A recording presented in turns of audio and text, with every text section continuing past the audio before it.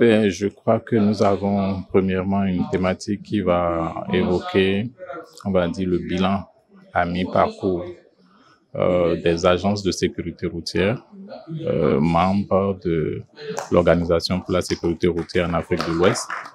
Et donc, vous devinez que c'est des agences qui ressortent de l'espace CEDEAO. Vous savez aussi que dans le cadre de la lutte contre l'insécurité routière, les Nations Unies ont décrété la décennie 2011-2020 pour la sécurité routière qui a été reconduite 2021-2030. Et donc, nous sommes en pleine deuxième décennie d'action pour la sécurité routière. Et bientôt, on aura fait 5 ans dans cette marche laborieuse vers la réduction de la sinistralité dans nos pays respectifs.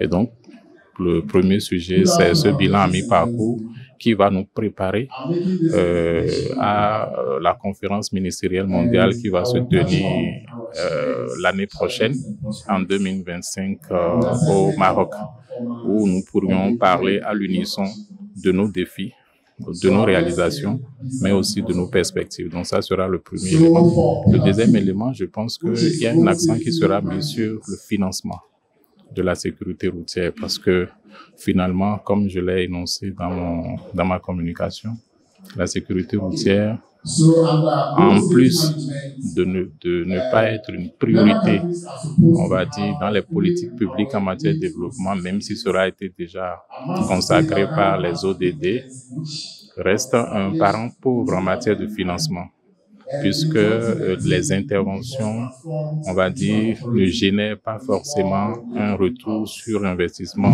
ne génèrent pas de bénéfices directs. Quand vous faites des campagnes de sensibilisation, quand vous faites des inspections de sécurité routière, quand vous recueillez des données statistiques sur les accidents, tout ça, c'est des interventions qui nécessitent beaucoup d'argent, mais qui n'ont pas un retour financier. Il y a plutôt un gain humain.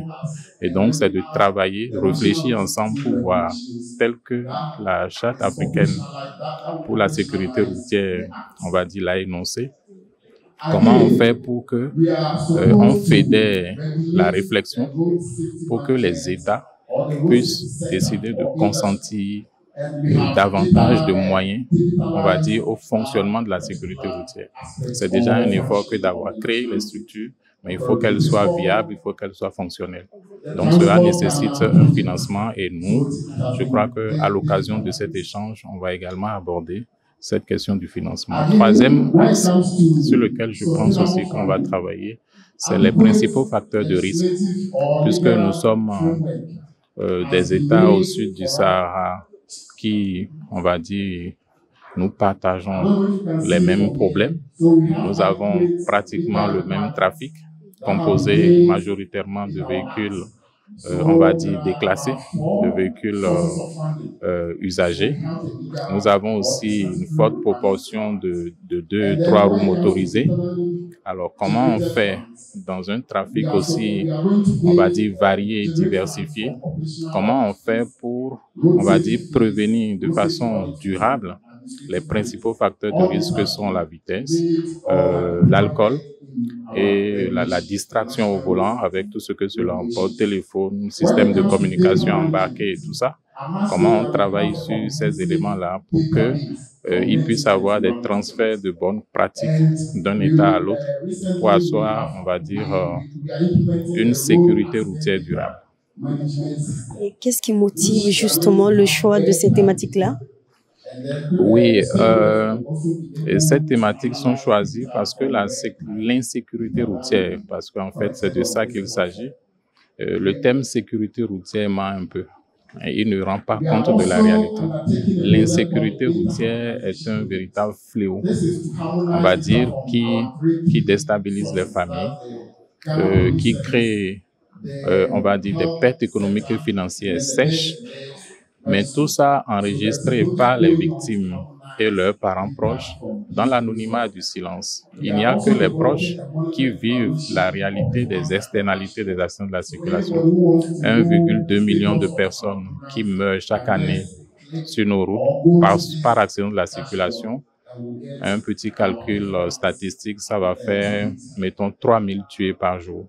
Je crois qu'il n'y a pas de maladie qui fasse autant de dégâts aujourd'hui. Même le sida et toutes les autres pathologies, le paludisme et tout ça, ne font pas autant de dégâts que les accidents de la circulation. Donc, c'est vraiment un sujet d'abord de santé publique, mais c'est un sujet de développement parce que aucun pays aujourd'hui, et ça a été acté par les Nations Unies, ne peut mettre en place une politique durable de développement sans intégrer les externalités de l'insécurité routière.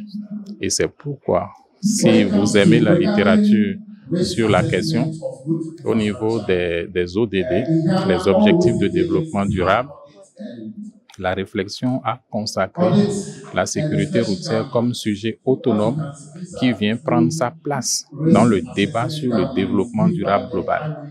Et je crois que vous avez 2 points, le point 3.6 et le point 11.2.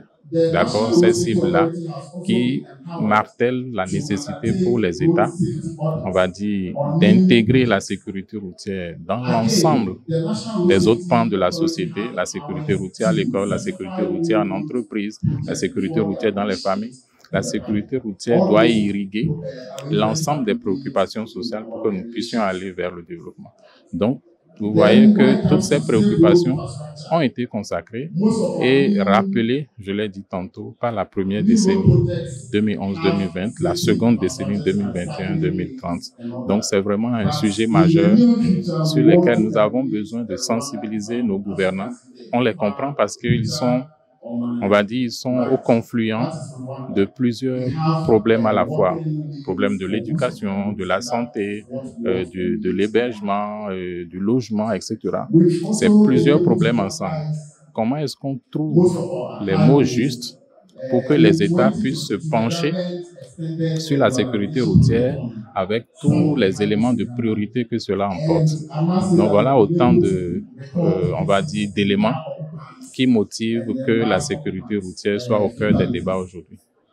Merci beaucoup. C'est moi, madame.